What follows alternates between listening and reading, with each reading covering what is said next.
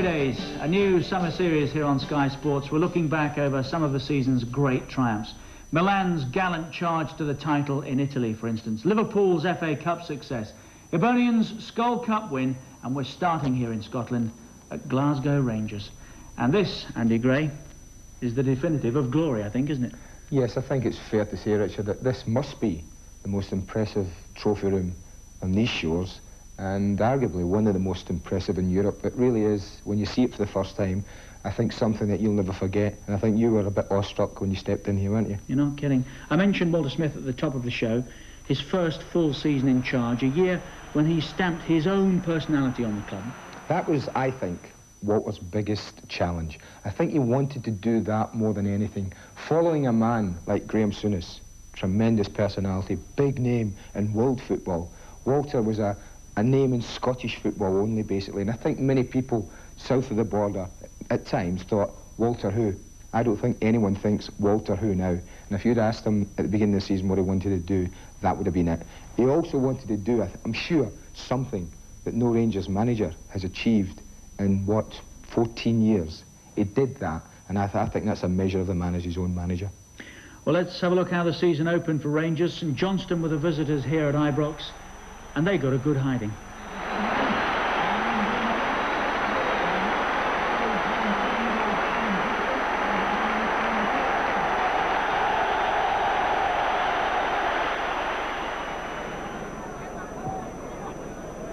In by Nisbet. And a bit of climbing there involving Hateley and Ingalls. The two players have clashed and the referee is going to take some action. It's not entirely clear what decision has been reached by the referee. There is the possibility here of a penalty kick. Ball flighted in by Nisbet. Now look for Hateley and Ingalls. Two players clashing. Well, Thatcher then collided with Hateley. But it looks as though it may well be a penalty kick to Rangers. It's a red card for John Ingalls. Clearly that is for taking Hateley out of the play while the ball was in the air. So it's an ordering off for Ingalls and a penalty kick to Rangers. Savage punishment for an act of folly by Ingalls. Referee Mottram was very alert to that, and he spotted that foul off the ball. So it's Maurice Johnston who'll take the penalty kick. And the opening goal for Rangers. Maurice Johnston from the penalty spot. 21 minutes of the first half gone. Spikeman being hustled there by Davis. Showing a lot of confidence. That's for Haustra. Brilliant ball. Hateley. Super goal for Rangers. Mark Hateley scores.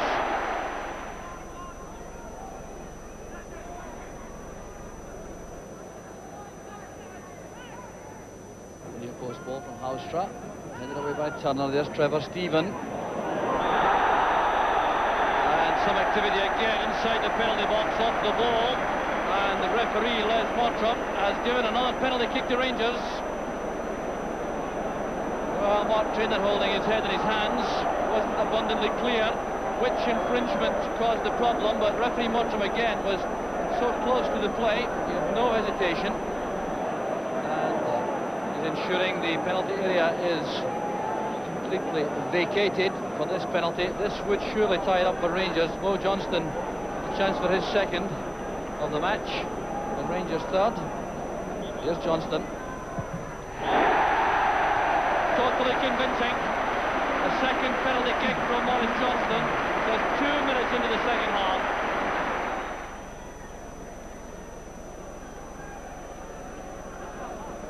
Haustra with the corner.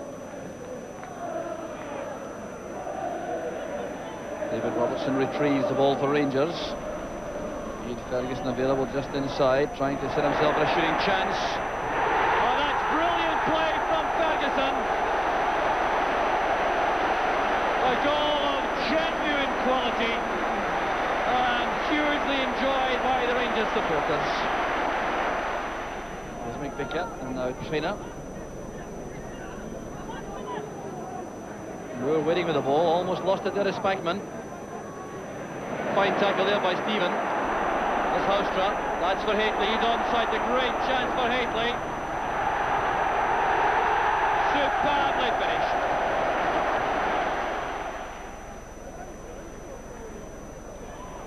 Well, Stephen made a run forward. He'll get on the end of this now.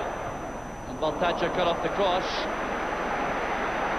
A little bit of slackness in the St Johnstone defence.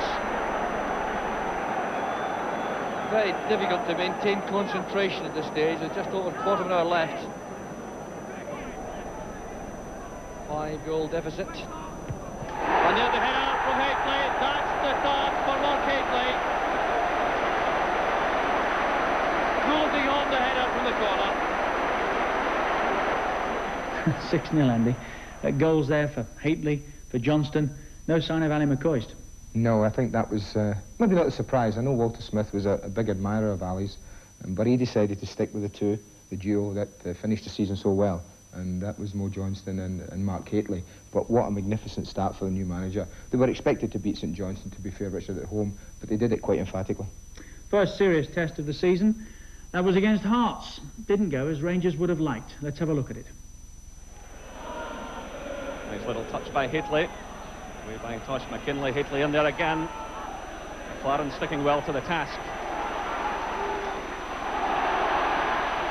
Good play by Gary Mackay. The early shot.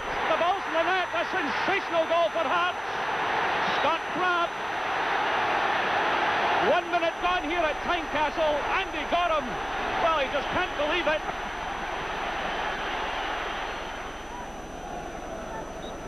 Well, just no let up at all in this downpour. Big kick coming in, Mark Hateley. Oh, good header and a good save.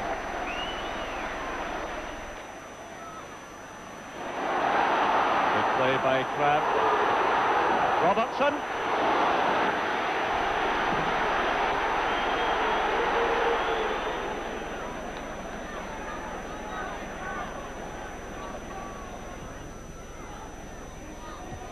Off, Mo Johnston.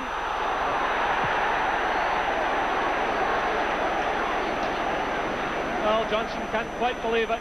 Richard Gough got his head to the ball. It was Scott Crabb who was back defending, who got the ball off the line. A little help from Henry Smith. That's McCall for Rangers. Looking for the head of Hateley. Gets the touch. Mo Johnston! What a save by Henry Smith. Flag has got up, but again, terrific goalkeeping by Henry Smith. A real shocker, that one. Hearts making their intentions plain very early in the season. Still, Rangers were able to put that disappointment behind them when they turned their attention to the defence of the Skol Cup. First time out, a second-round tie here at Ibrox against Queen's Park. Should have been easy enough, but they didn't have things all their own way early on. David Livingston reports. Much to the amazement of the Rangers fans, Queen's Park almost opened the scoring. Graham Elder's header hitting the bar after just 2 minutes, leaving David Robertson slightly nervy and the fans stunned. But Robertson was more composed a minute later when he had a chance at the other end. An excellent stop by David Mooney, denying Rangers' summer signing his first goal. The Spiders had another shock for the home crowd though, and Andy Gorham had to be at his best. That save from Stephen McCormick showed that Gorham had fully recovered from the disappointment of the goal he'd lost at Tynecastle last week. His opposite number Mooney continued to be impressive at the other end. Maurice Johnston disappointed this time, but that would change later. First though, Ian Durant had a stunner for the young keeper.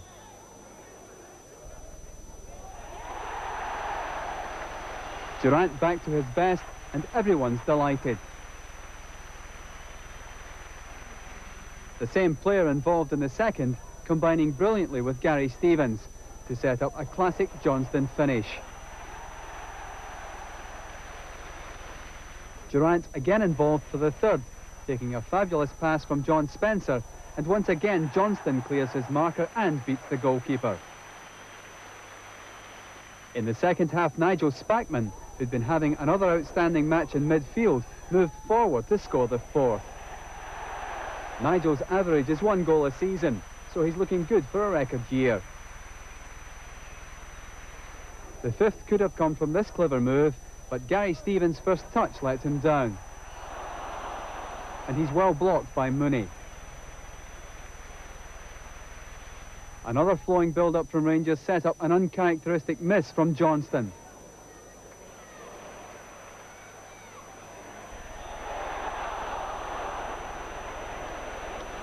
Next up was his international striking partner, Ali McCoist, who'd come on as a sub.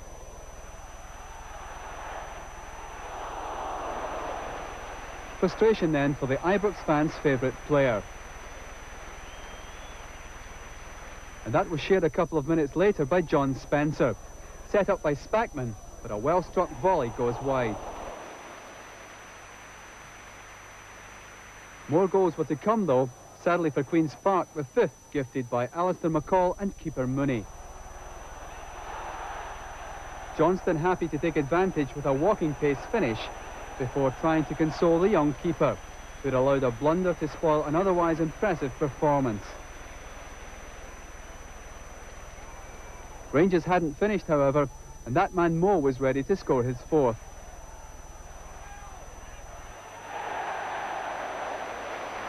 So Rangers 6 up and looking for more, with everyone trying to get in the act. Here Spackman again sets up Spencer. The striker's approach is different this time, but the result is the same. A couple of minutes later, McCoist sends Spencer off again. But he's beginning to get the message that this simply isn't his night.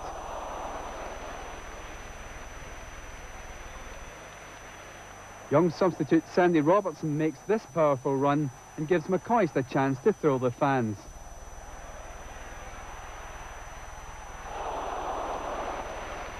But the goals were finished for the night, a fact confirmed by an incredible late blitz in which Durrant, McCoist and Spencer were all denied.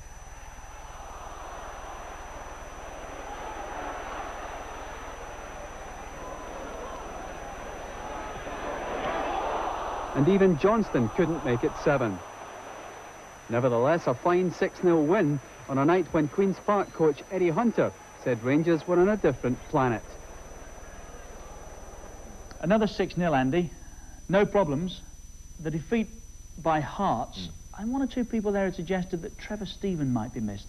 That performance indicated otherwise. Yeah, I don't think it was a fair guide as to how they were going to miss Trevor Stephen, Queen's Park at home. I think that everyone expected him to brush them aside. The important guiding point, I thought, was the Hearts defeat. It was the first game they'd played without Trevor. They'd got £5.5 million in the bank.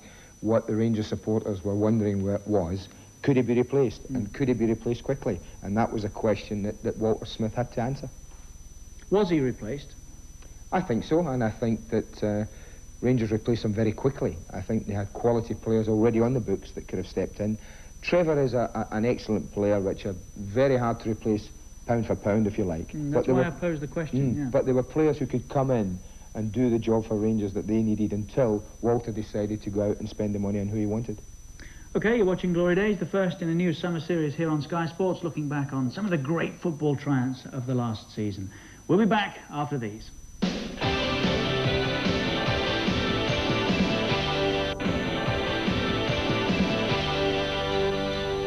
Welcome back to Glory Days, a new summer series here on Sky Sports, where we're tracing some of the great footballing triumphs of the past season.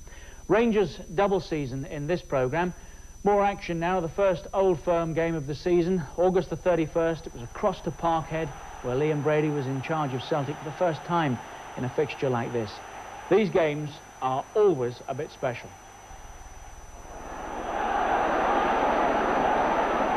So Nicholas is there, so is Steve Fulton. And John Collins could be taken by Nicholas.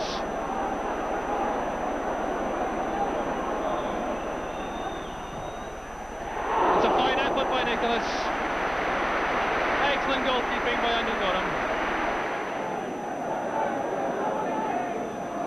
This is Coyne. It was well read by Goff. McCall gives Haythwaite in the clear. It's a great chance for Rangers. Haythwaite against Bonner. Brilliant play from Haythwaite. Rangers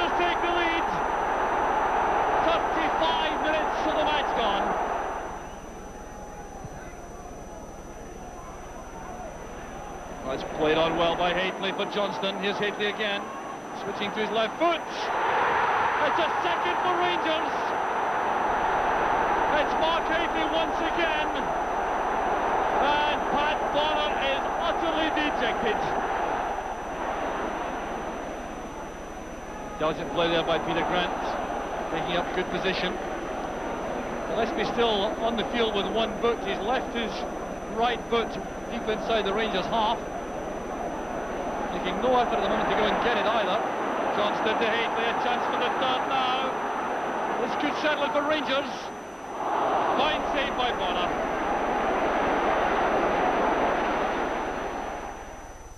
Mark Hateley loves a goal or two in an Old Firm match, doesn't he? Remember, at this stage of the season, Rangers were also defending the Skol Cup. We've seen them beat Queen's Park in round 2. They did Partick in the 3rd round. They were drawn against Hearts in the 4th. Hearts had beaten them once in the league, so an early opportunity for a double here for the Jam Tarts. Robertson reacting quickly to the throw from Mackay. Only Hateley upfield for Rangers, and McPherson, a former Rangers player himself, strides on! With no disrespect to the other 3 semi-finalists in this competition, one would think that the favourites would be the team that wins tonight when we get to the last 4. Oh, Johnston, when he was in a position where Hearts probably should have played him offside, but they didn't. And here's Crowe with a run against Goff. Help for Rangers from Nisbet. And Derek Ferguson has covered a lot of ground to arrive here. Baird goes in and claims that he was nudged by Goff in the act of trying to squeeze the header in.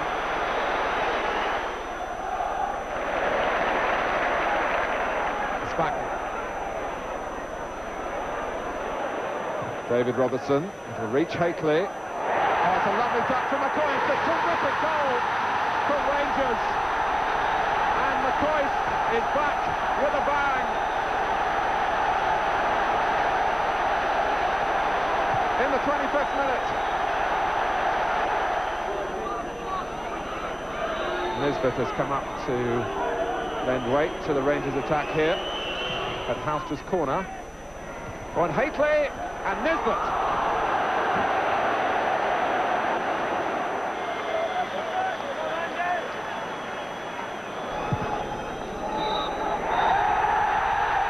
Rangers revenge in the Skol Cup for their only defeat of the season so far.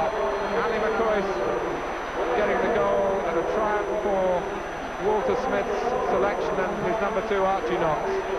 Mark Hateley made it with that astute flick in the 25th minute of the game. Mark, the success story just seems to go on and on. What is the secret behind this continuing success? Good motivation. Good set of lads, you know, everybody's gearing each other up, good management and good support. I think, you know, one goes hand in hand with the other, really. For you personally, it just seems that you can do no wrong. Do you feel that way when you come out on the field? Obviously, when you're in a good side and a winning side, you know, the confidence is sky high, as you can see throughout the side. We're playing some good football and everybody's confident on the ball. You know, when everybody's confident on the ball, you know, you do things. Rangers fans had to wait until the 7th of September to see the big money signing Alexei Mikhailichenko. He was breathtaking in the game against Falkirk. Gordon coming for that. He knew that Steinrod was closing in rapidly. Here's Mikhailichenko again. They spotted Westwood off his line. That's a great effort by Mikhailichenko. Right from the halfway line. Well, applause ringing around the stadium for Alexei Mikhailichenko. Wow, what amazing presence of mind and awareness this was. Mikhailichenko, Andy, what an effect he had on Rangers' season. Yes, I think it took time to settle, Richard, but as the season went on, I think it's fair to say that Alexei Mikhailichenko grew in confidence and got better and better. He took time to settle, like Mark Hateley did. Different type of situation, though. I feel that Mark had been out the game quite a long time. He hadn't really played much competitive football, and I saw him actually play his first game after he signed for Rangers, a testimonial game here, or a friendly here at the beginning of one season, and he didn't look the Mark Hateley of old. But to be fair to him, they worked him very hard here at Ibrox, and I know he responded magnificently, so much so that he ends up playing some of the best football of his career here. And there's more from us here at Ibrox after the break.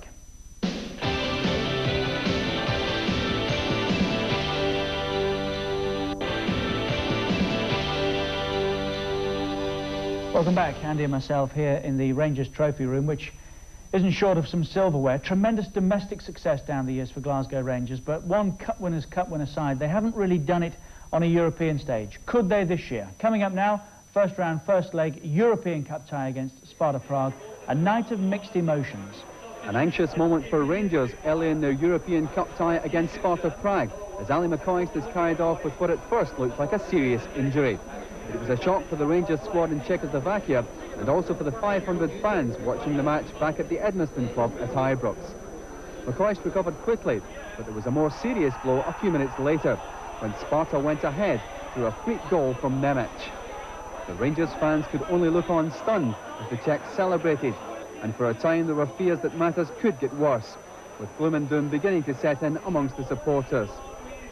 Happily though, things improved in the second half, and there were even some moments when Rangers almost equalised. And in the end, the consensus view was optimistic. I thought we played quite well. I thought in the day, 1-0 was not a bad result. We lost a sort of freakish goal. It's the fellow do the same again. He'll not score a lot of goals from that position. I thought they didn't know too bad, but I've seen them playing better in Europe, you know. And I've seen them playing worse, you know, and coming away with something. Tonight, I thought Rangers were quite bad, actually. I don't think they've showed enough commitment going forward. I think on the day, the happiest team in the dressing room tonight will be Glasgow Rangers.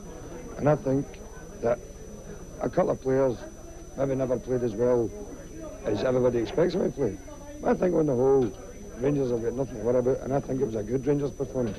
I've watched Rangers abroad for 10 years, and today I thought they were very positive. One of the most positive performances of the Rangers in the last 10 years. So what about the return leg? Well, I think it's a scoosh case. I think it's going to be easy. I feel Rangers have got a bit to go in Europe. I'm not expecting to win the Cup this year. I'll be obviously delighted if they do. Despite a 2-1 home win in the return, Rangers were out of the European Cup. In between those two games, further disappointment for Rangers supporters in the semi-finals of the Skol Cup.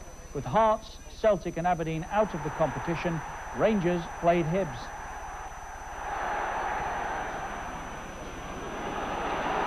Right, it might reach him. And when it did, he couldn't make clean enough contact as Gorham came off his line, and Rangers really looked as though they were still settling to this late change in their back line without Richard Gough tonight. Here's Durant. Might hit it.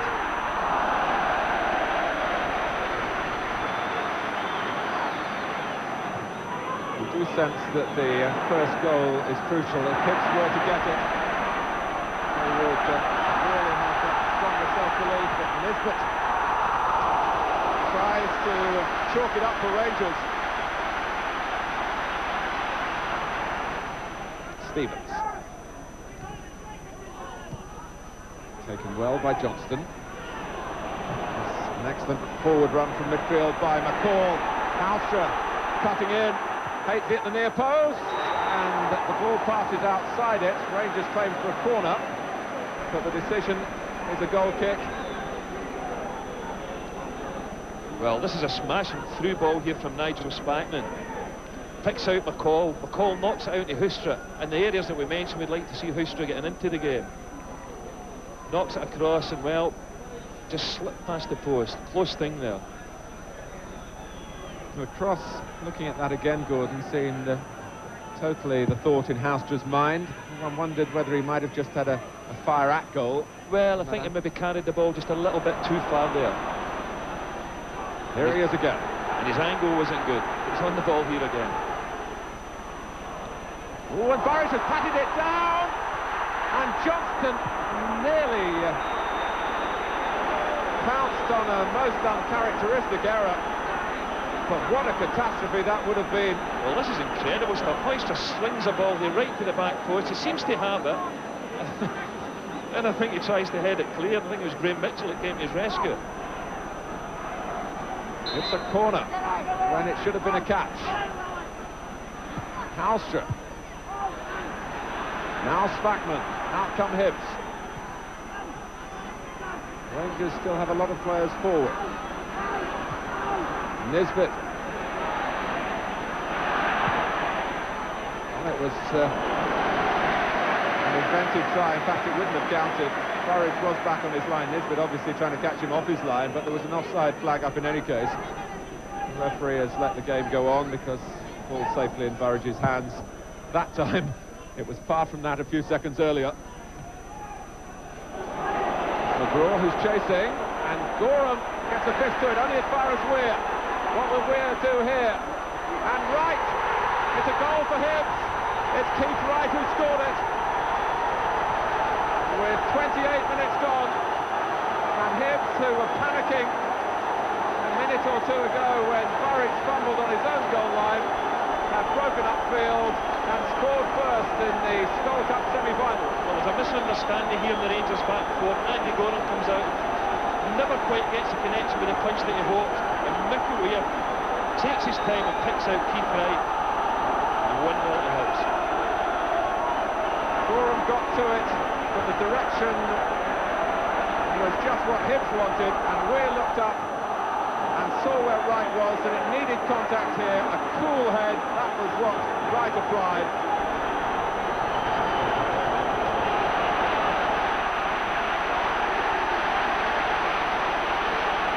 Now Weir. It's over Wright. McGraw might line it up. Opted instead for the cross. Oh, Weir. It's still Mickey Weir. Is this two? Gorham outwitted Weir when Rangers were about to shoot themselves in the foot again. Well, this is great attacking play. Matt McGraw swings over a ball here. I think it's Ian Durant that never quite gets it away. It falls back into Mickey Weir's path, and Andy Gorham pulls off a terrific save. I wonder what's going through Andy Gorham's mind. He had his dream transfer to Rangers. He loved his time at Hibs, but he wanted to step up. But here, his team being embarrassed. Oh, and nearly further embarrassment. Gorham's there. And he just knocked it away at the last from Wright again. Well, I think this is the first mistake I've seen Gary Stevens make this season. I'm not sure whether he thought of leaving it, stuck his foot up, and Andy Gorham had to be very athletic indeed to palm that one away.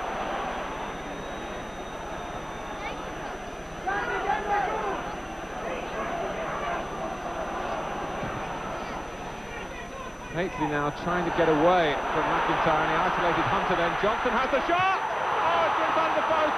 McCoist is there for the rebound, and Burridge has recovered somehow. Astonishing! Oh my goodness, this is incredible stuff. A magnificent shot here from Mo Joyce. I think he's done everything right. Looks up, left foot shot, crashes off the post. John Burridge quickly on his feet, Ali McCoist follows it in, and John Burridge handles it cleanly. I think Hibs will be thinking this is their night.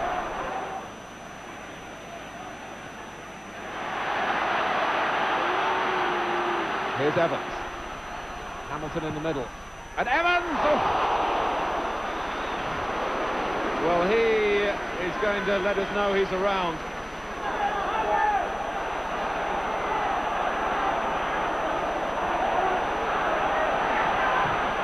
It's aimed towards Haitley, and it's found him. McCall for McCoy, for McCall. So nearly for Rangers, and McCall there in sheer frustration.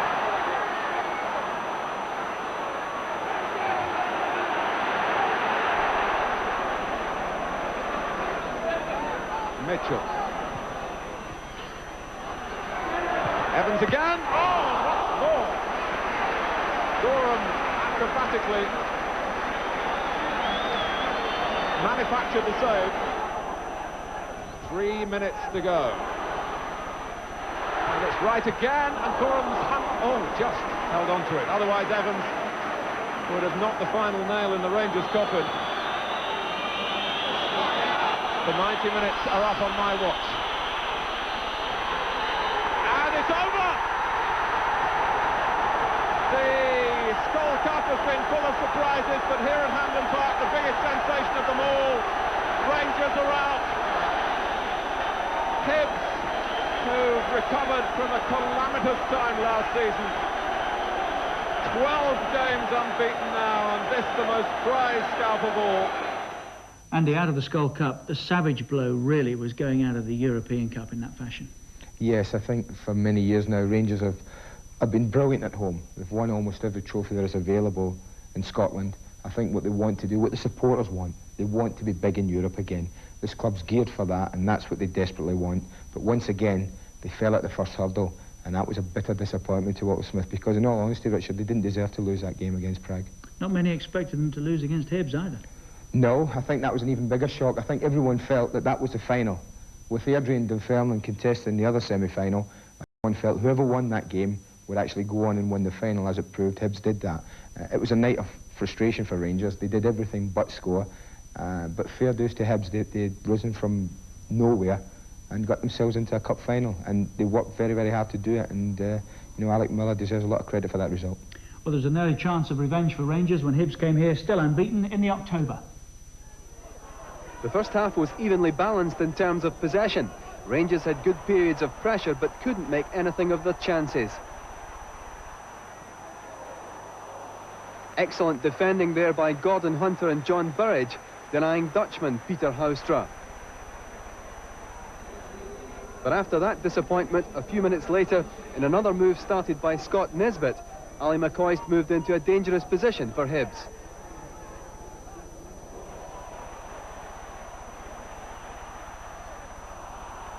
Again, Burridge well placed to absorb the pressure.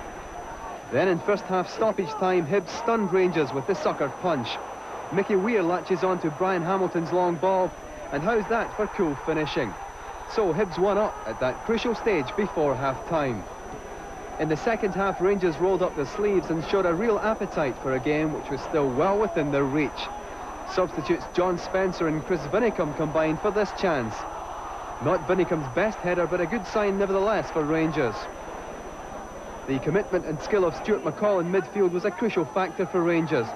His efforts here thwarted by a tremendous clearance from Murdo MacLeod, with Nisbet ready to pounce.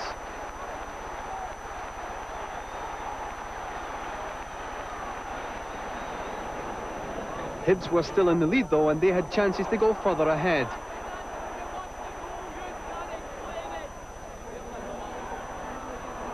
Andy Gorham saving confidently this time from Pat McGinley. Rangers were becoming stronger though, and the equaliser was to start and finish with Ali McCoist. The cross from Peter Houstra sets up Maurice Johnston, but it's McCoist's deflected shot which finally beats the luckless John Burridge. 7 minutes later, Rangers were 2-1 up, their second coming from an own goal. The victims substitute Joe Tortolano, and suddenly Hibs' unbeaten record is threatened. Their determination to equalise brought a bizarre moment after this collision between Scott Nisbet and Keith Wright.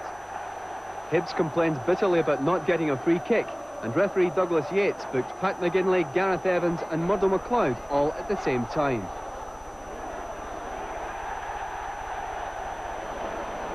One free kick which Hibs did get forced some serious problems for Andy Gorham.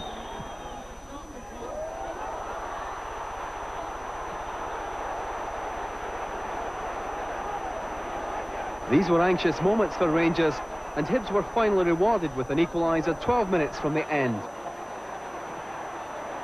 Relentless pressure creates a gap for Hamilton's pass, and McGinley finishes the job. So 2-2, and every reason to regard that as a fair result. But Ali McCoist had different ideas. That stunning right foot drive had the Ibrox fans ecstatic, and McCoist, of course, led the celebrations. Not to be outdone up-step Peter Houstra. So 2 spectacular goals and a 4-2 win for Rangers, which took them temporarily to the top of the Premier League. So Hibs beaten for the first time this season. Hearts, their neighbours next to Ibrox in mid-October. Joe Jordan's side leading the Premier Division by a point from Rangers, a further point adrift in third place, Aberdeen. On the eve of the Hearts fixture, Mo Johnston was sold to Everton for £1.5 million. A chance again for Ali McCoist to restamp his authority on Ibrox. And this match, particularly memorable for Mikhailichenko.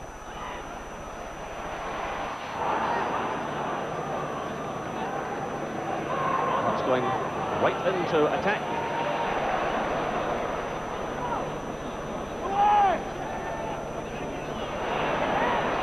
Challenged by Richard Daw. Pitch to Mackay. Oh, a tremendous shot by Gary Mackay into the side netting. They'll throw in toward it to Hearts.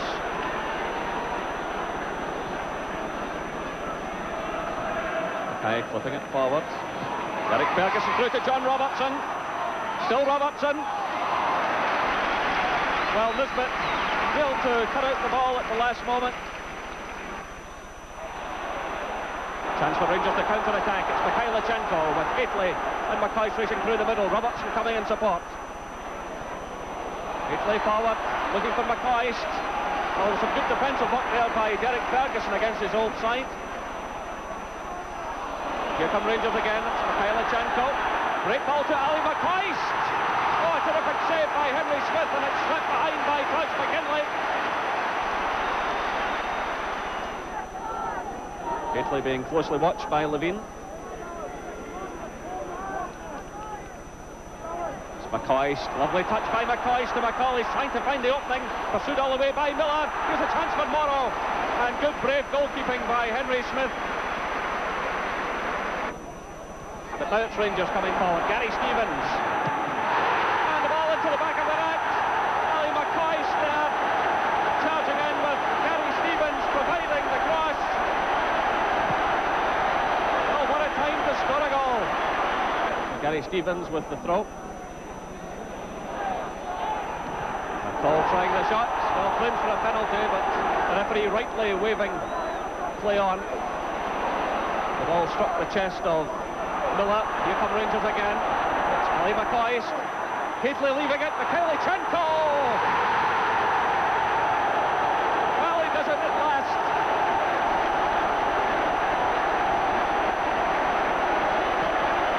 Minutes gone. Mikhailichenko gets his first goal for Rangers. Look at the delight on his face. He's congratulated by Mackay and Haitley.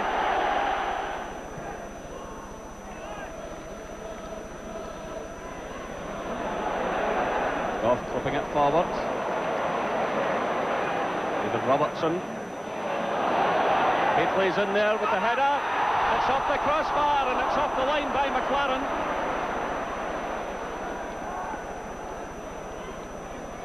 Well, Rangers wouldn't be top for long. They dropped points at home to both Celtic and Falkirk, and they were beaten at Dundee United. That led Walter Smith to thinking about opening the chequebook again. He followed recent Rangers traditions and went south of the border. The West of Scotland cricket ground was the unusual venue for a Rangers training session, which marked the first day at work for the club's latest addition to a long list of players who cost more than £1 million. At 1.2 million, Dale Gordon is nowhere near Rangers' most expensive buy. But in the sedate surroundings of this famous cricket pitch, he showed some of the touches which could mark him down as an outstanding talent. Rangers boss Walter Smith had trailed Gordon for months, and the persuasive process was helped along by a former Ibrox favourite. Well, obviously Robert Fleck's had a number of years up here with Rangers, and obviously come down to Norwich and tell me a few things about how big the place was. Didn't realise how big it was until I got up here, and the first thought to actually driving to Ibrox, was a lump in your throat, but I'm looking forward to it. At Norwich, Gordon displayed a range of skills, including a sharpness in front of goal, which will no doubt endear him to Rangers fans. But his drive and determination on the right side of midfield will be of vital importance to a Rangers side still missing the talents of Trevor Stephen, who showed that skillful players can adjust to the Scottish style. It's quicker up here, we do tend to get a little bit more time on the ball down south, and it's something I'll have to adjust to. I'm sure, I've got the character to adjust to that, and just get on the ball and just get into the game early as possible and just relax. The lads are a good bunch of lads, and enjoyed my first training session this morning, and it made me feel very welcome. You come, of course, with a tremendous reputation as a footballer, but there's a good reputation as you being a character off the field. Is there any substance to that? I don't know about that. You'll have to ask the lads down Norwich, that one, What about this nickname that we hear you've got? What nickname's that? The papers keep telling us your nickname Disco. What's all that about? No. It's many years ago, the physio at Norwich gave me nickname. I won't go into too many details how I got it, but there's been a few flying around. But you know, the main name is Dale Gordon. I want to be known as that round here, and you know, as I can get out there and worry about things like that on the park, you know, I'm sure I'll be okay. Gordon will make his debut against Dunfermline, a team who've yet to win a game and who were taken apart by Rangers in August. Spencer against the Houstra. Good play by Rangers. Houstra. Oh, wonderful goal! McCall trying to find Robertson. Tremendous pace by Robertson. The chance on. No Johnston.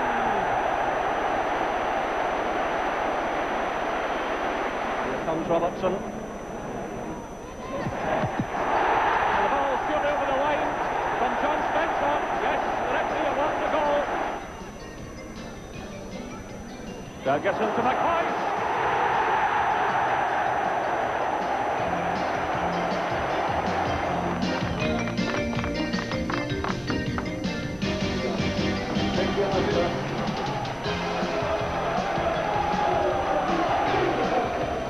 The Rangers fans were out in force, and there was no doubt about the centre of attraction. With the pre-match duties out of the way, it didn't take long for Dale Gordon to force his way into the action. A corner after 5 minutes, and although Dunfermline appear to have the danger cleared, it's back to Gordon on the wing. The finish from captain Richard Gough, and Rangers are off to a flyer. Even at such an early stage, Gordon was stamping his authority all over this match. He starts the build-up here, and from Gary Stevens' cross, it's Stuart McCall who tests Andy Rhodes.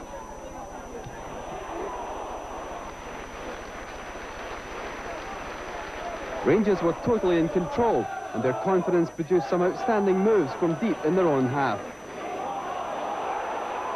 Peter Houstra in the clear this time, but an excellent save from Rhodes. The Rangers' pressure continued relentlessly, and Nigel Spackman came close with a powerful effort from outside the box.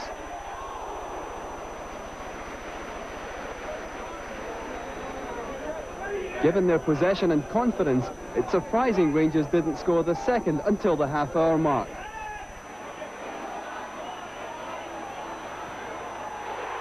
But for Dale Gordon, the moment was worth the wait, and his happiness at scoring on his debut was obvious for all to see.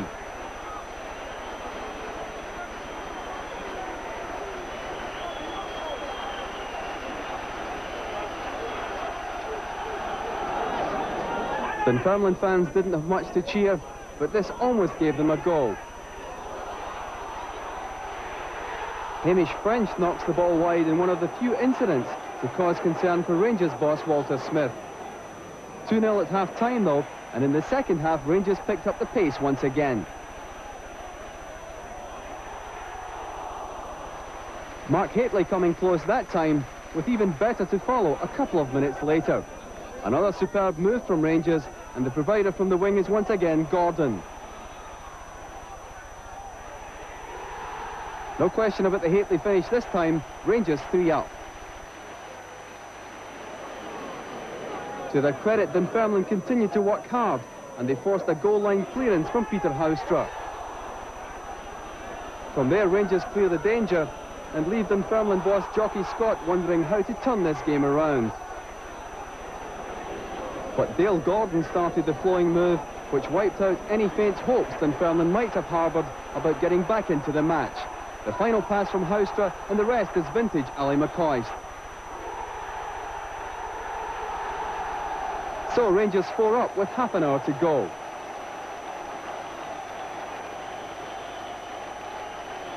With Dunfermline now pinned back in their own half, Gordon was looking for his second goal. He steals the ball there from Andy Rhodes, and from the switch of play over to Gary Stevens on the right, Gordon moves into position in the 6-yard box. It looks like a fifth goal for Rangers, but Gordon's celebrations are cut short by an offside decision. He didn't have to wait long for the goal, however, and again it's a flowing Rangers move which makes it all possible. The cross coming from Hateley, who drifted off on a run on the left wing.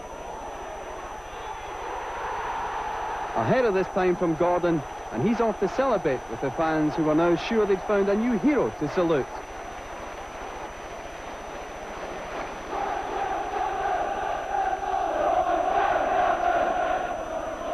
Dunfermline struggled on bravely, and their attempts to score a consolation goal were helped along by a mix-up in the Rangers' defence. From there, Derek McWilliams moves in goal.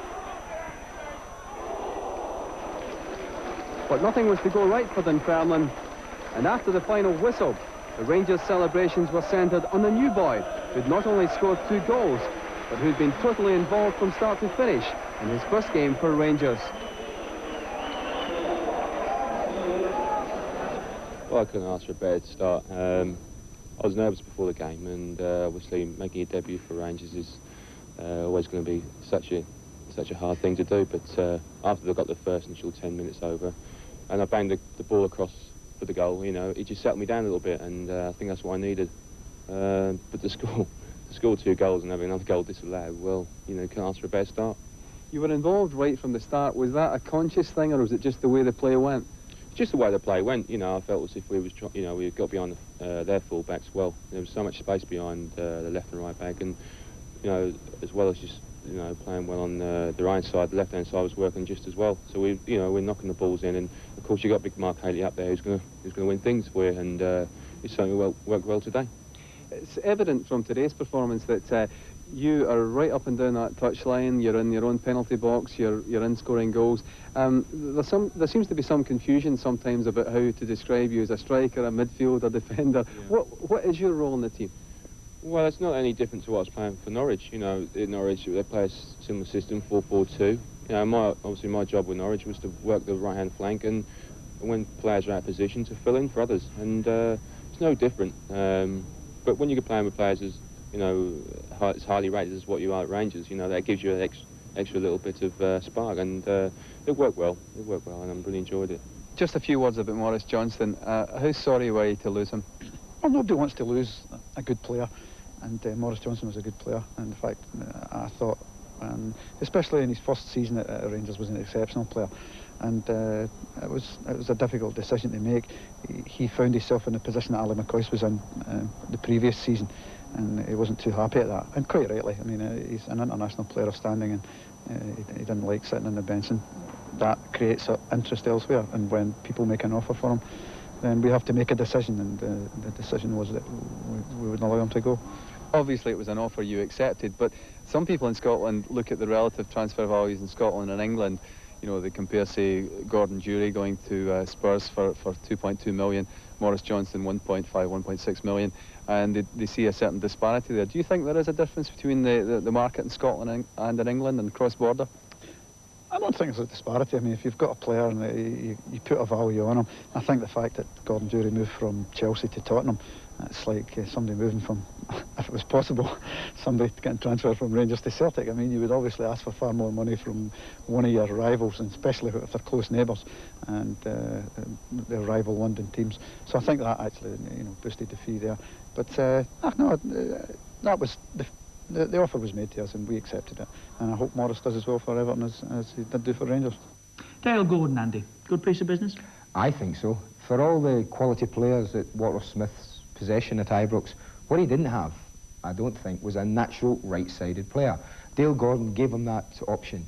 A natural right-sided winger, takes people on, gets crosses in, and also scored goals. I think Walter recognised that very quickly and went and bought well. And Johnston gone now. That also, I think, surprised a lot of people.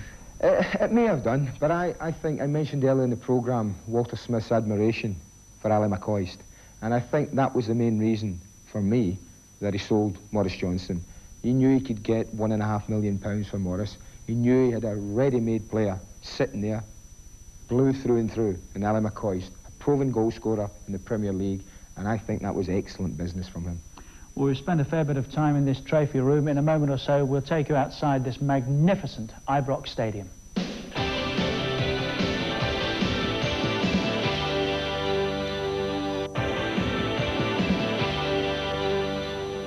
This is the kind of accommodation Rangers fans have come to expect. And now the last stage of the Ibrox redevelopment is nearing completion, with the opening of a new upper deck on the renovated men's stand. Details of the £20 million development were revealed this week by an Ibrox legend who in his time as player, captain, manager and now PR executive has witnessed all the changes firsthand. When John Gregg first joined Rangers as a teenager, this is how the traditional main stand looked. Well, in the old days when I first came, 1959, David, it was the old terracings, the sloping terracings with the running track where we had the Rangers sports, all standing apart from the main stand. And of course, 1971, when we had that terrible disaster when 66 people unfortunately died, from that moment onwards, the clubs strived to try and get a comfortable stadium for the supporters and a very modern one, and that's what you see now. The new upper deck takes the Ibrox capacity back up to 45,000, but this will reduce by 2,000 when the remaining standing area at the front is seated. £8.5 million of the refurbishment cash has been raised by a debenture scheme, and fans buying what's called the Rangers Bond have pushed season ticket sales to more than 30,000. That's 10 times what they were in 1986 when Graham Souness arrived. Well, I think that fans for many, many years paid good money to go along to watch football in really Spartan conditions. We have spent a lot of money here, right from the top with the big sponsors, but at the same time, and what I like about it is that we've never forgotten the ordinary supporter, and we've tried to make the facilities as good for them as it is for our top sponsors and corporate clients as well. And soon it was to be announced that Rangers had signed a kit deal with Adidas, which could be worth up to £15 million to the club. I would like to welcome some of our guests. So Rangers beginning to get it together both on and off the pitch by the turn of the year. Let's turn our attention now to the traditional New Year's Day match against Celtic. This one from Parkhead.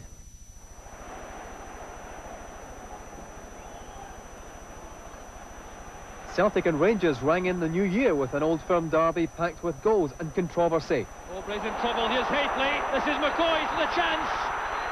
Blocked on the line. That appeared to be handball by McNally.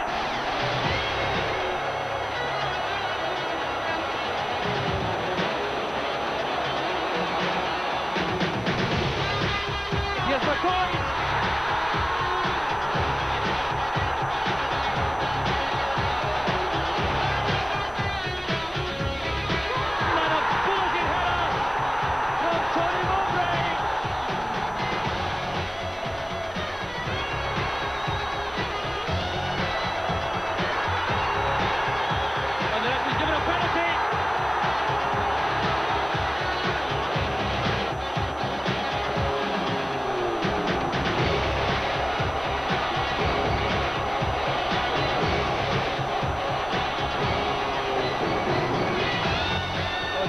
Against Marshall.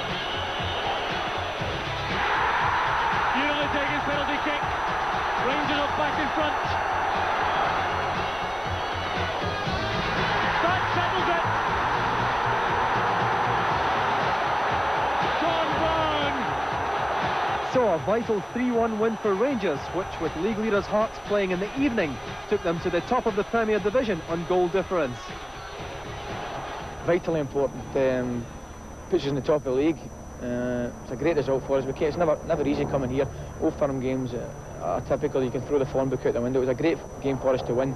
We came here, we won, and I think the rest of the Premier League will set up and take notice tonight.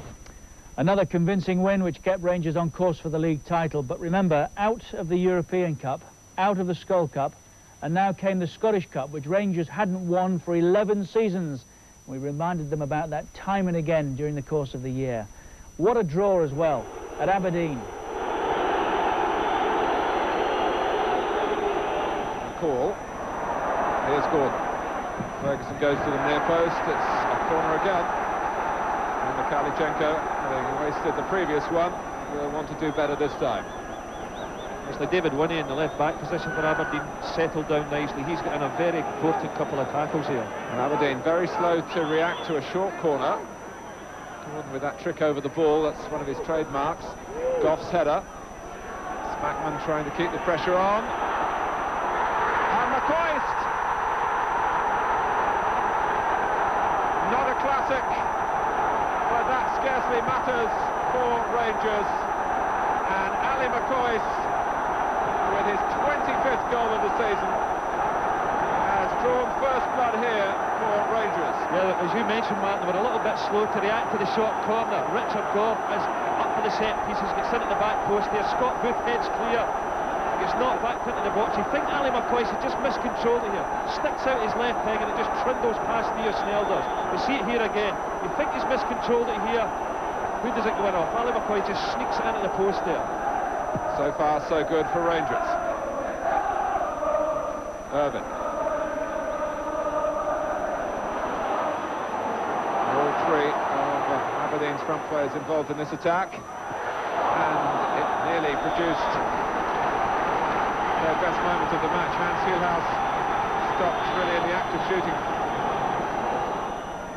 Grant. Irvin, who was starting to make his way back and has thought better of it. As Bet takes on his old club. And there wasn't much backlift on that shot. But Andy Gorham was able to get to it.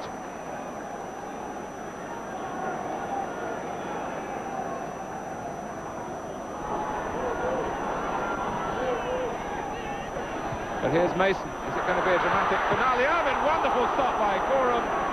And that's when an international goalkeeper who's had very little to do shows what he's made of. 1-0 landing, typical Ali McCoist. Yeah, he was now bang on song, scoring goals almost every game, Richard. A typical Ali McCoist goal, if you like. A half-hit shot, but he'll tell you, perfectly aimed, right in the bottom corner. But a very, very good win. It was a tough tie away up at Aberdeen, and Aberdeen had lost in the first round at the big clubs enter it the previous year against Motherwell, who went on and won it, if you remember. So if Walter Smith was looking for any omens, that could have been one for him. Talking of Smiths, the Aberdeen boss went shortly after. Yes, he did. Some say rather unjustly. I have some sympathy with Alex Smith, really. I think he'd done a magnificent job at Aberdeen, and he'd brought some fantastic youngsters on, and at the first sight of trouble, he was shown the door. And I just think, again, it was directors showing their impatience. I think Alec deserved a little bit longer, but didn't get it, Richard. More to come from Rangers' glory days after these. Stay with us.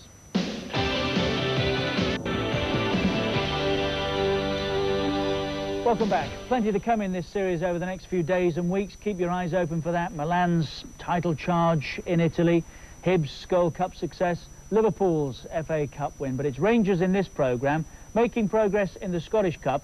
Let's remind ourselves of the position at the top of the Premier Division. Rangers on top, 48 points from 30 games. Hearts lying in second place, 2 points adrift. Celtic not out of it. Coming up here, Rangers against Hearts, a crucial match for both teams. Well, I suppose when you assess it, where we went 15 games undefeated and then lost 2, one after the other, I suppose that is a loss of a certain amount of form over 2 weeks. But just generally speaking, when you take it over 30-odd games, our form's not been too bad. But the main factor is our form, not only in Saturday's game, but for the remainder of the season. That form is what form it's counted, not the form of the two games or the 15 prior to that, or what is going on from August until now. It's the consistency of what the team shows from tomorrow's game until the end of the season. Josh McKinley coming across to take an in-swinger. The near post ball helped on McPherson. A great header by Levine, and Gorham was in just the right place for Rangers. Certainly not be a disaster here, and Hearts really have to be thinking in terms of finding a way.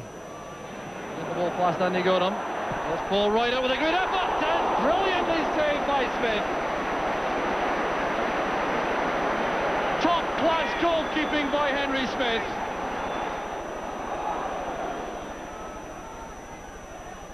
Good play by Crabb and by Robertson.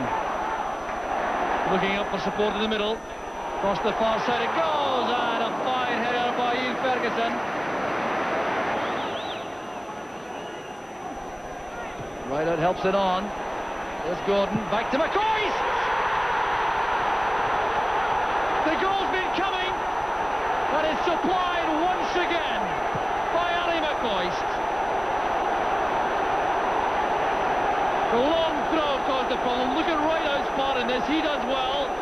Heading on there, and then Dale Gordon spots McCoist. Teed it up for him with that header. And look at this for a blistering volley, which left Smith completely helpless. helpless. Well intercepted by Brown. Karichenko to McCall. Here's McSwigan. McCoy out wide to the right. That's from Karichenko.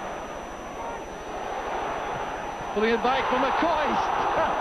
And he couldn't turn it into the empty goal. I don't think McCoy could believe that Karichenko could get to that. First week of February, Rangers with a 4-point lead at the top of the Premier Division. The title race was over, according to many. Let's turn our attention now to the Scottish Cup. Coming up here, rounds 4 and 5. Motherwell, the holders, shocked Ibrox. So here's Cooper, swerving this thing again, the near post. McCoy's back defending. Cooper forward, here's O'Donnell, a shooting chance now. And Motherwell have scored! Phil O'Donnell gives Motherwell the lead. 26 minutes of the match gone, and that goal has been coming for the last 10 minutes. The pass from Cooper, O'Donnell steadied himself and just look at the quality of this shot, rifling it in low in the corner, and Gorham couldn't get there. It's unattempted by Rideout. This is Goff well forward again. There's a chance to Karichenko! Rangers have equalised! Alexei Karichenko sends waves of relief around the stadium. Karichenko's fourth goal of the season, set up here by Rideout, who did so well holding off Brian Martin's challenge. The ball was then played forward by Goff beyond Nyholt. Karichenko wasn't picked up, coming in from the left. Here's David Robertson, quarter of an hour remaining. Here's Karichenko in again. He's done it!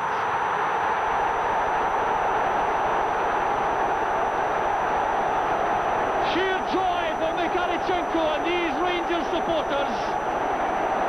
He certainly got the break of the ball inside the box.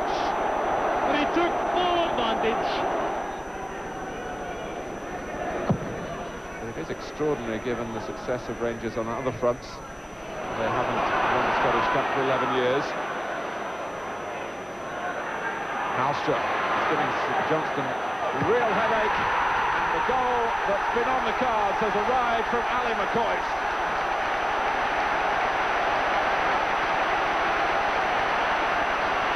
Coming in the 15th minute, and Halstra has been too much of a handful.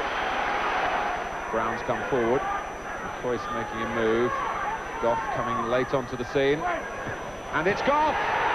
2-0!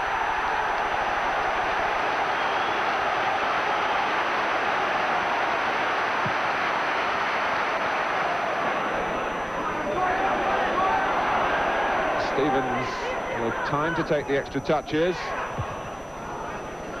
Headed away by Gary McGuinness. Rangers finding an extra man again.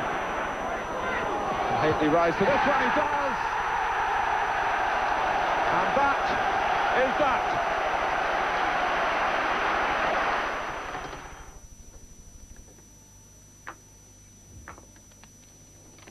And the first team in the semi-final is Airdrieonians. Airdrie, who shocked Hibs at Easter Road yesterday.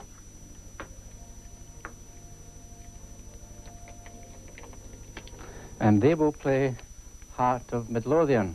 Airdrie against Hearts in the first semi-final, and that's a repeat of last season's third-round tie, which Airdrie won, of course, at Broomfield. And no prizes for guessing the other semi-final. Celtic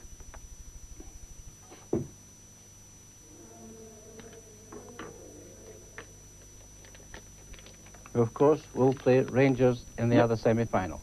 And that concludes the semi-final ties for the Stennett's Cup 1991-92. What a prospect, Andy. Scottish Cup semi-final between Rangers and Celtic, and there was a league game here at Ibrox 10 days before that, which Rangers couldn't lose, could they?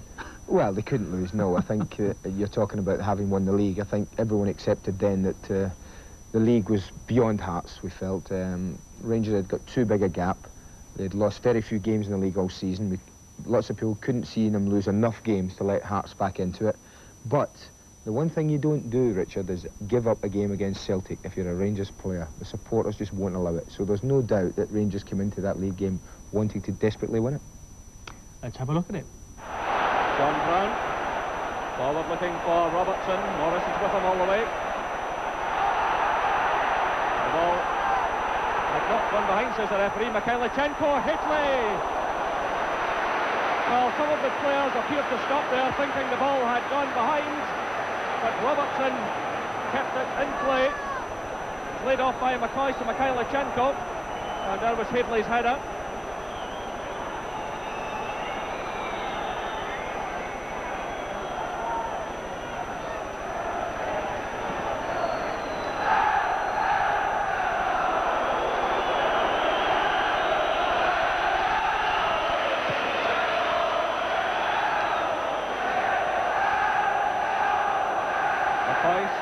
Bring it off to Mikhailichenko.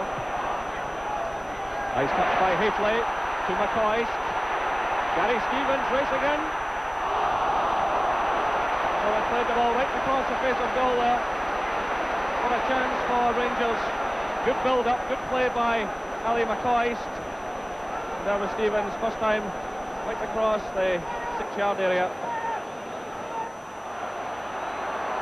Nicholas stumbling there at the vital moment.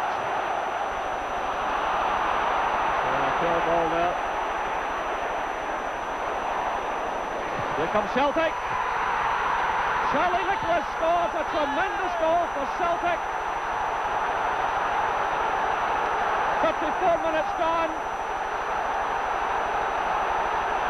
Well, it all began with a poor ball by Rangers. It was returned into the path of Charlie Nicholas. It was Chris Morris flipping it forward. It wasn't properly cleared at all. And there was Charlie Nicholas. His 21st goal of the season. McStay getting the better of Spackman. And McCall. Jerry Quinney. 2-0 to Celtic. 57 minutes gone. And that was a fine goal from Jerry Quinney.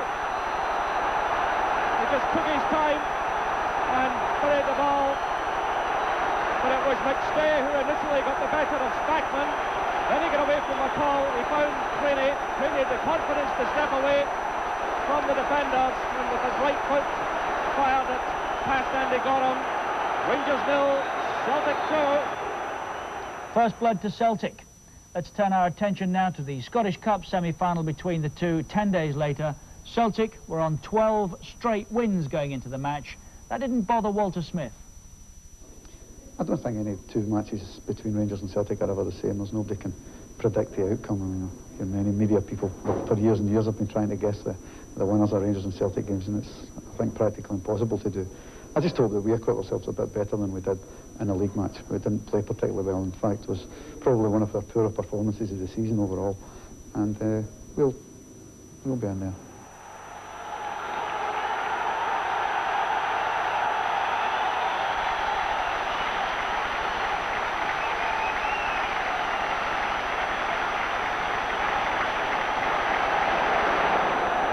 John Collins to take it.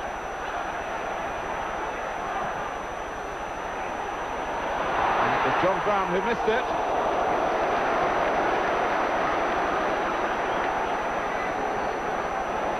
McCoist, Durant. Celtic coping well on the pitch despite the constant talking of the boardroom battles, but a foul here by David Robertson, and the yellow card is out.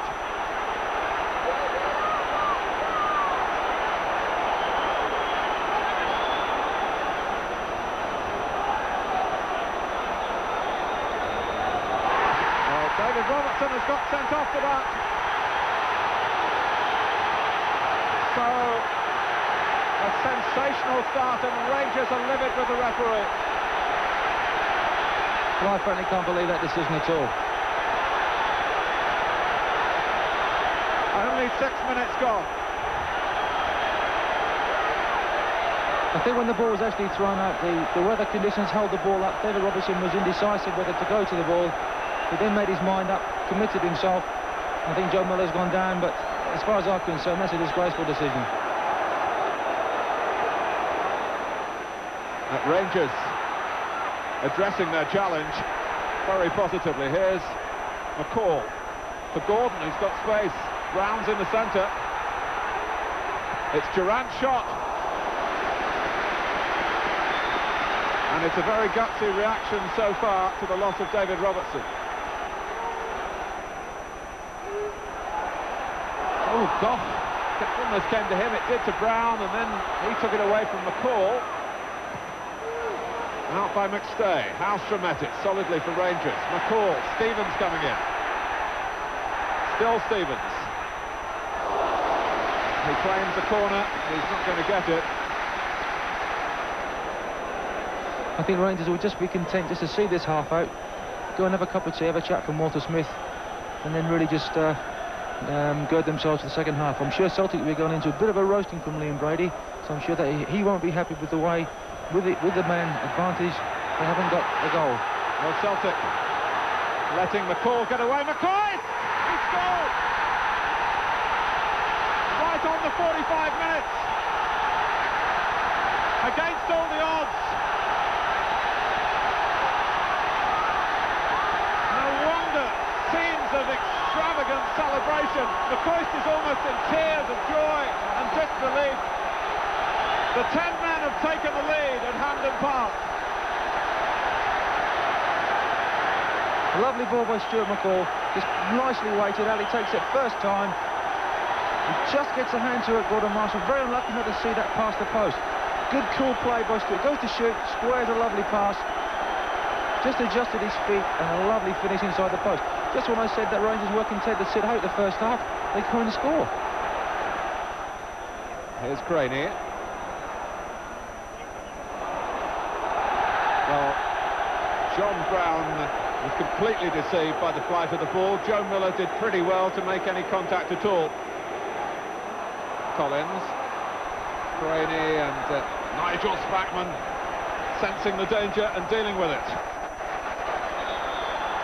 He's not a complete stranger to playing in the centre of defence. I can recall him with his English clubs having to help out in that area at times in emergencies.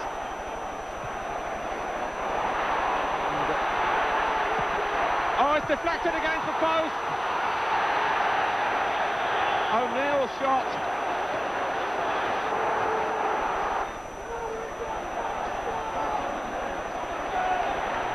Galloway. Oh, he's hit it beautifully. And it nearly knocked Andy Gorham over.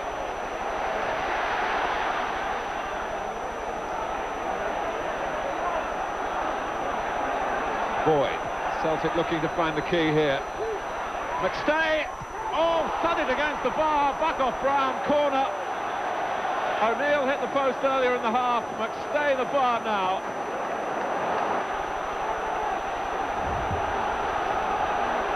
Are Celtic going to get the reward for dictating the game in the second half?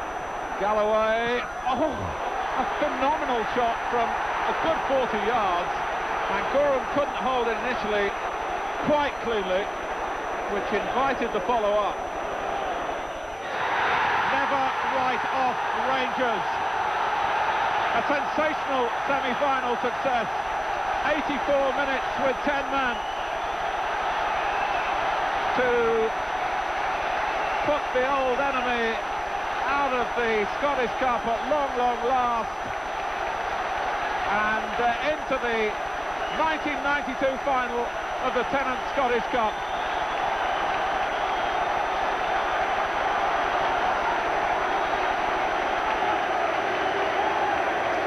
What a night, Andy.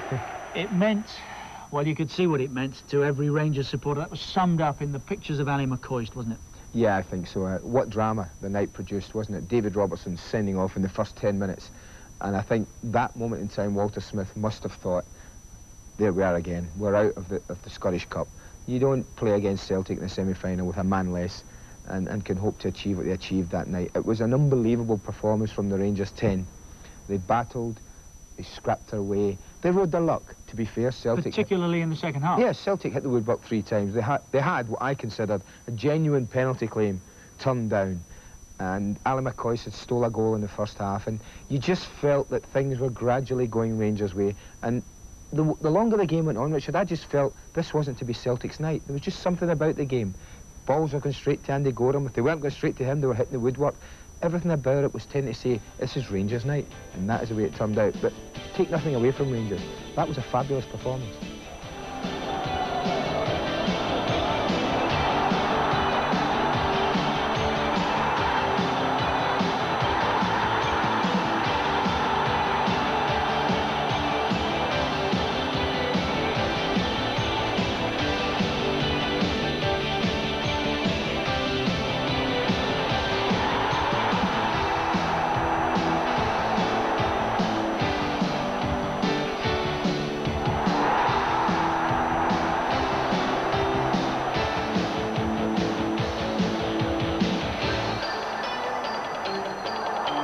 Mid-April and Rangers sewed up the Premier Division title. A 4-0 win at Ibrox over St Mirren, and the celebration started. Walter Smith's first by right.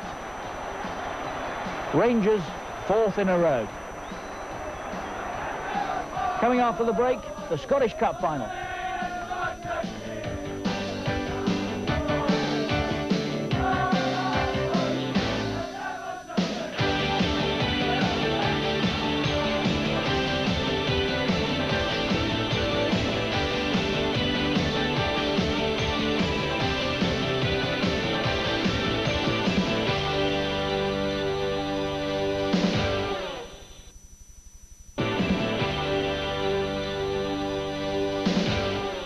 Welcome back to Glory Days. We've already seen Rangers tie up the Premier Division title. Now the Scottish Cup final. Rangers against Airdrie. Well, on a day out, really, Andy, but they'd make life tough for all that. Yeah, on a no-lose situation, really. Airdrie already qualified for the Cup Winners' Cup, Richard, and could go to Hampden and make life as difficult for a very nervous Rangers side, knowing that they wanted to get rid of this so-called jinx of not having won the Scottish Cup for 11 years. I was just going to say, one last time, and then I promised not to mention it again. Rangers hadn't won the Cup for 11 years going into this match. Yeah. Ali McCoy at his day job, scoring the goal which took Rangers through to the 10th Scottish Cup final. But there are many sides to this multi-talented superstar who could never be described as a shrinking violet, especially when there's a microphone handy.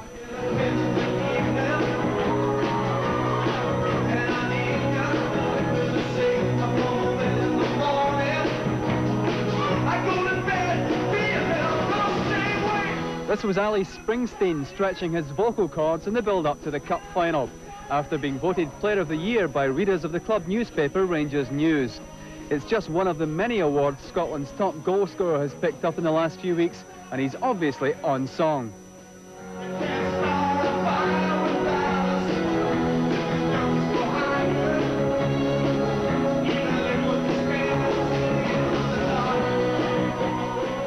The next morning it was back to working clothes and the start of preparations for the Cup final. Manager Walter Smith's been working hard on the right psychological approach to facing small-time Airdrie, but there's certainly no signs of a Cup complex. This was the highly civilised open day laid on for the media in one of the Ibrox executive suites. A chance for the Stars to talk about their hopes and their fears. Rangers have scored 14 goals against Airdrie this season, but even if the bookmakers class them as cast-iron certainties, at least one Rangers player has good reason to fear the shock Airdrie could deliver. When I was at Liverpool, we'd won the league championship by a mile, really. We'd gone a record number of games undefeated as well. And then we got through to the final of the FA Cup and ended up playing Wimbledon, where everybody said, well, Liverpool just got to turn up and play, and that's it. They've done the double, and you know, that's it. You don't have to play well, just go there. You know, you've won the league easily. And on the day we lost 1-0, and that's always stuck in my mind. It's a big disappointment for me. I had a chance of doing the double, and it was taken away by Wimbledon. And so I know from a bad experience that it's never easy in a cup final. A cup can go either way. You only have to remind everybody, Rangers, it's 11 years since they won the trophy. It's 14 years since they won a double. So it's a big match for Rangers. Now keep hammering that into them. And I think the players our players know that. And a big game for every one of them. Alan McCoist's been here a long while now and hasn't won a cup winner's medal. So that's a strange situation. And I think if there's any nerves, it'll be due to the fact that record is there. And obviously they want to be the team who, make sure that they'll win it. No one in the Rangers team wants a cup medal more than Ali McCoist. The main thing is Rangers, and if there are blue and white ribbons in the cup on Saturday night, Ali McCoist will certainly be leading the singing.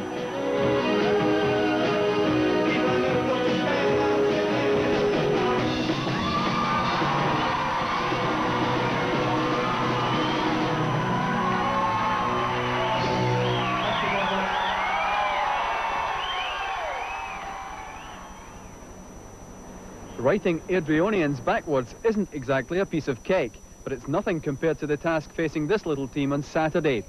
But the club sponsor is a bakery company, and optimism is being expressed everywhere in red and white icing, even if the creator isn't really too confident. Realistically, you've got to go for Rangers, but stranger things happen. In a town which has had to endure the effects of Lanarkshire's collapsing steel industry, it's taking some time for it to sink in that Airdrie are in the cup final and guaranteed a place in Europe. But the local shops are helping build up the cup fever, with their colourful displays which always seem to have yet another cake at the centrepiece. Down at the club's quaint old ground, an open day somewhat different from Rangers. Inevitably, another cake. And inevitably, keeper John Martin asked to perform the kind of Jerry Lewis-type stunts which fill the back pages. Big John's happy to oblige. He enjoys clowning around off the pitch, but he's deadly serious when it comes to competing. His save helped put Celtic out of the Skol Cup this season, but no one's denying the job they have against Rangers. I mean, anybody with a footballing brain has got to understand that Rangers have got the quality players. We certainly work together as a team, and I think the more people say that we have no chance, the more it upsets us, and maybe we think ourselves we've got a chance. That's the most important thing. We've been criticised all season, but I think in the two semi-final games we showed that we can play, and it's not as if we're just they call us a journeyman team. We've got quality players that can flare skills and whatever, and we're capable of causing Rangers problems. Yeah. The penalty shootout in the semi-final confirmed Chris Honor as one of the great bargain buys for Airdrie. He was bought for £20,000 at the start of the season from Bristol City, and it was ironic that he took the winning penalty to prevent his old boss Joe Jordan taking Hearts to the final. Chris Honor has done it for Airdrie. Little Airdrie are into the Scottish Cup final to play Rangers on May the 9th.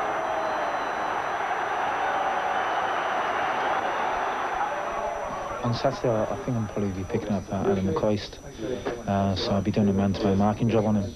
But the critics seem to be saying that we're perhaps over-enthusiastic in our tackling and things like that. But that's all it is, over-enthusiasm. They say we've got a little bit of a discipline problem, but it's just, like I said, over-enthusiasm. The week didn't start well for manager Alex McDonald, featured in a front-page story about an early morning fracas in Glasgow city centre. There's nothing in it. It's nice to get your face in the front of the sun. Shows you're somebody important, but yeah, there's nothing in it at all. So this is the secret of this squad, though. It's humour, is it, as well as the serious professionalism? Can you all have a joke? That's right. I think you've got to come in, and when you are working with the ball or out in the track, it's serious stuff. But once you finish, I think like everything else, we're still 17-year-old schoolboys enjoying it. The question now is, can Airdrie go on to enjoy what would be one of the great shocks of cup football in Scotland, and repeat these scenes of Hampden celebrations after a victory over the mighty Rangers? Full house crowd of 44,000 here. It's a long way short of the days when they used to get nearly 150,000 in this stadium. But Hampden Park undergoing massive changes, and it's Rangers who get us away, of course, in their blue and white, and giving an early touch to Andy Gorham. And these first stages of this final absolutely crucial, particularly for Airdrie. They will certainly not want to let Rangers get their noses in front early, otherwise they may fear that the floodgates could open. It's a vital time early on in the cup final. No matter what anyone says or how calm the Airdrie players have looked arriving at the ground today, there will be a lot of butterflies and a lot of nerves for them. For Alec McDonald's side, vitally important we concede nothing in the first 10 or 15 minutes. Here's Brown, what a run from him from the back. McCoist was running free, he's dropped to Mikhailichenko, and he had McCoist in space if he'd wanted to use him, and he holds his head in his hands because he didn't.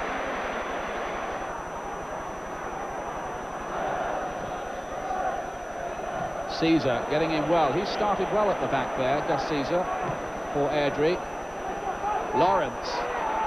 Wrong foot's Brown for a moment. Still Lawrence looking to run the defence. Still Lawrence again, and that was not so very far away. Well, Andy Gorham looked very calm as the ball flew past him. I'm not so sure had that been on target that he could have done very much about it. But what a positive run from Alan Lawrence. Takes John Brown one way, wrong foots him, comes in on his left foot. You can see what he tries to do. He tries to curl it past Andy Gorham. Rangers at the moment just looking a bit ragged. Things haven't worked for them so far. Coyle on the turn, and that's Airdrie's throw. Owen Coyle, who's got 50 of his relatives have come over from Ireland, some of them. But they'd be glad if they got some crowds of 50, wouldn't they, Airdrie, sometimes? No, they're better than that, aren't they? We mustn't make cruel jokes. Brown wins it. Drops back again. Kirk with a dangerous low cross. Still in there. And that was a real let-off for Rangers.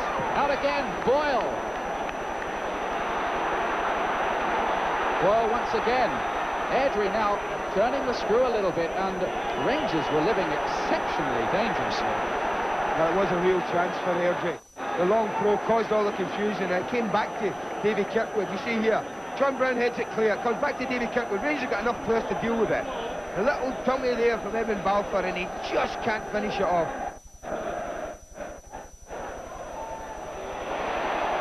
Here's Robinson with the cross, and Haitley has scored for Rangers. That was the goal that they've been waiting for. Airdrie just fell apart for a moment, and Haitley was there with his 23rd goal of the season. Well, it's taken him a long time, but they finally broke down Airdrie, and it came from the position you thought it would come from. Somebody wide, getting in behind, and it was David Robertson who got in behind. It's a great ball out to look. It's just stumbles there. I think it's David Kirkwood stumbles. It allows Robertson to pick a lovely ball out, and Mark Haitley all on his own. There will be question marks about the marking there. Look at that. Kirkwood goes down. Watch. Gus Caesar loses Mark Haitley for the first time in the match. And that's what I mean. You have to be disciplined for 90 minutes. Otherwise you're punished. And Mark Haitley punishes you. That's a great finish. The 45 minutes are up. We're now in the time being added on by the referee for injuries and stoppages. Goff using Haitley as the target man. He doesn't win it, Jack does. But some misunderstanding. The call is McCoist. Difficult angle, but a goal! Ali McCoist has made it 2-0. And you wonder now if the Scottish Cup is going to Rangers for the first time in 11 years. It's Ali McCoist's 39th goal of the season.